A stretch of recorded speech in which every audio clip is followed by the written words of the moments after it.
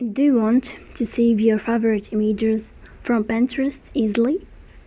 In this video, I will show you how to download pictures on Pinterest step by step so you can keep your favorite ideas, wallpapers, and inspirations on your device.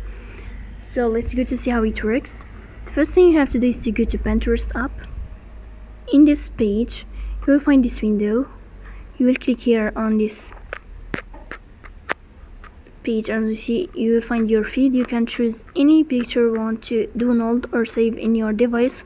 For example, let's choose this one.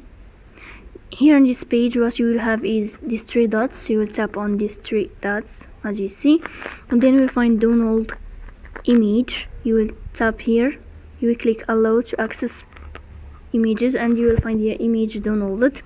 Then when you go to your gallery, you will check if the image downloads or not.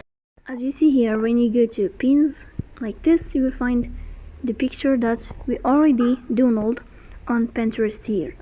So this is how it works. If you are enjoying watching this video, and if this video is helpful for you, don't forget to support us, bell icon, subscribe. See you next time.